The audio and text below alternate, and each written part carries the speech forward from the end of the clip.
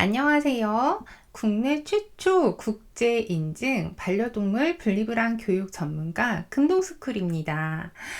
여러분의 분리불안 교육이 자꾸 15분, 30분에서 멈춘다면 오늘 이 영상 꼭 끝까지 보시길 바랍니다.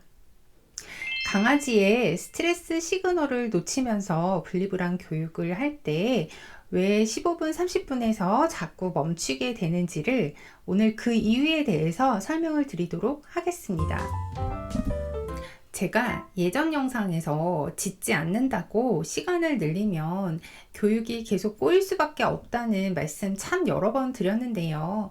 우리 보호자님 입장에서는 한편으로는 이해가 잘 안 되는 그런 개념일 것 같아요. 그래서 오늘 제가 피어프리에서 반려견의 스트레스 행동을 지표로 분류한 표를 갖고 여러분들과 함께 보면서 분리불안 상황에서 보이는 행동이 실제로 어느 정도 스트레스 상태인지 같이 보려고 합니다. 이 표를 보면 스트레스는 생각보다 훨씬 촘촘하게 나뉘어져 있습니다. 그리고 우리 강아지가 혼자 있을 때 자주 보게 되는 짖음, 헉헉거림, 문 앞에서 멈춰 있는 모습, 계속 서성이는 모습 같은 것들은 이미 스트레스가 꽤 올라간 상태에 가까운 경우가 많습니다. 그래서 그 장면은 아직 괜찮다라는 뜻이 아니라 여기서 더 밀어붙이면 교육이 힘들어질 수 있다는 그런 해석을 할 수 있습니다. 가장 먼저 문 앞에서 버티는 모습, 얼음입니다. 이 말씀 제가 정말 많이 드렸는데 진짜 가장 우리 보호자님이 이해하시기 어려운 개념일 것 같아요. 이 모습은 피어프리 지표에서 freeze, 얼어있는 모습, 얼음에 해당됩니다. 강아지가 문 앞에 가만히 서 있거나 움직임이 줄어들고 그 자리에 정말 동상처럼 서 있는 모습을 보면 보호자님들은 짖지 않으니까 괜찮은 거 아닌가? 이렇게 생각하시기 쉽습니다. 그런데 이거는 편안하게 기다리는 모습이 아니라 얼어있는 상태일 수 있습니다. 몸이 굳어 있고 시선이 고정되어 있고 또 그 자리를 떠나지 못하고 있다면 안정된 모습으로 보기 어렵습니다. 특히 문 앞에서 정자세로 앉아 있거나 혹은 스피크스 자세로 엎드려서 문을 뚫어지게 주시하고 있다면 이거는 강아지가 편안하게 보호자님을 기다리는 모습이 아니라 어느 정도 불안이 내재되어 있는 상황이기 때문에 이 상태에서 시간을 늘리시면 교육이 어려울 수도 있습니다. 즉, 이 상태에서 시간을 늘리기 시작하면 강아지는 편안함이 아니라 불안한 상태에서 시간을 늘리는 거기 때문에 내가 편안하게 기다리면 보호자가 돌아온다가 아니라 내가 버텨야 보호자가 돌아온다고 배울 수 있습니다. 분리불안 교육이 길어야 15분, 30분에서 자꾸 막히게 되는 이유가 여기에 있습니다. 다음 행동은 짖음입니다. 짖음은 보호자님들이 가장 쉽게 분리불안 교육에서 멈춰야 하는 지표로 삼으실 수 있는 강아지의 스트레스 행동인데요. 또 반면에 우리 보호자님들이 대수롭지 않게 생각하실 때도 참 많더라고요. 하지만 분리불안 상황에서의 짖음은 이미 감정이 꽤 올라온 뒤에 나오는 경우가 많습니다. 그런 모습이 나왔는데도 그냥 외출을 이어가시거나 잠깐 멈췄으니까 조금 더 해볼까? 이렇게 진행하시면 다음 연습은 더 어려워질 수 있습니다. 짖음이 나왔다는 거는 이미 편안한 구간은 넘어섰다는 의미이기 때문입니다. 다음은 헉헉거림입니다. 날씨가 많이 덥지 않고 또 바로 직전에 뛰어놓은 것이 아닌데 보호자님이 외출하려는 상황에 강아지가 헉헉거리기 시작한다면 혼자 남겨지는 상황에 대한 스트레스 행동으로 해석하셔야 합니다. 간혹 가다가 보호자님들이 우리 강아지는 이렇게 좀 자주 헉헉거려요. 이게 우리 강아지의 모습이기도 해요. 이렇게 말씀 주시는 보호자님들이 계시는데요. 이것이 만약에 분리 상황에서 반복된다면 그냥 습관처럼 넘길 수 있는 부분이 아닙니다.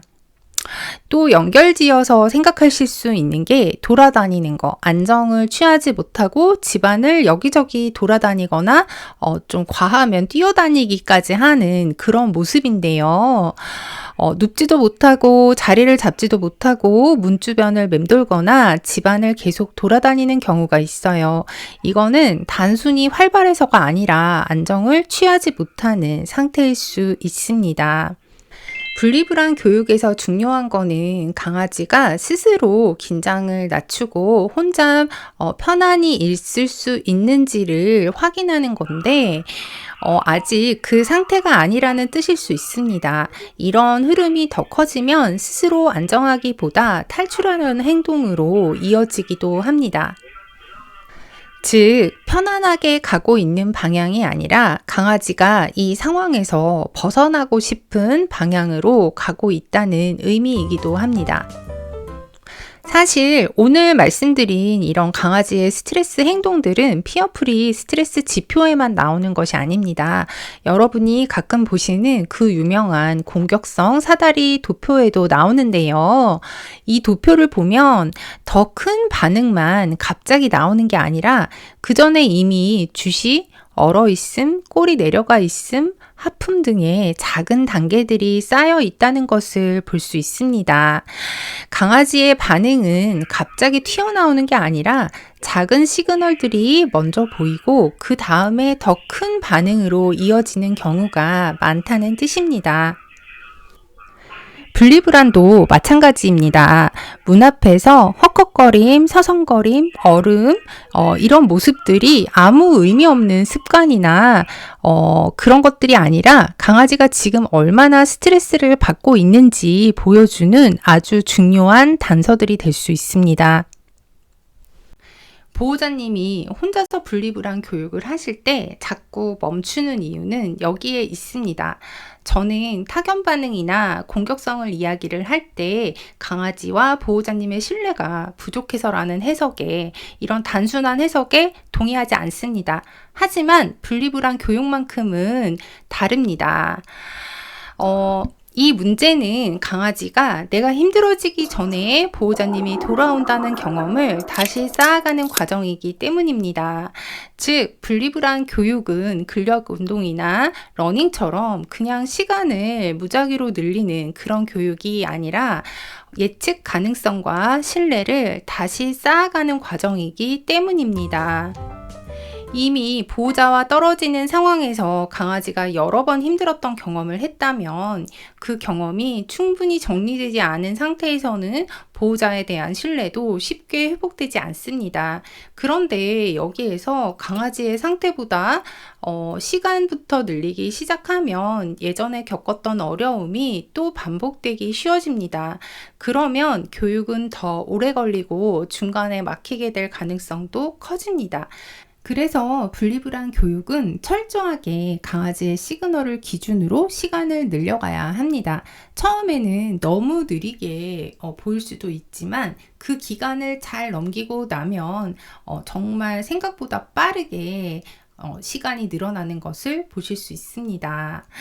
강아지의 시그널을 존중해주는 그 차이가 교육 기간을 바꾸고 결과를 바꿉니다. 강아지의 상태를 놓친 채 시간만 늘린다면 교육은 더 오래 걸릴 수밖에 없습니다.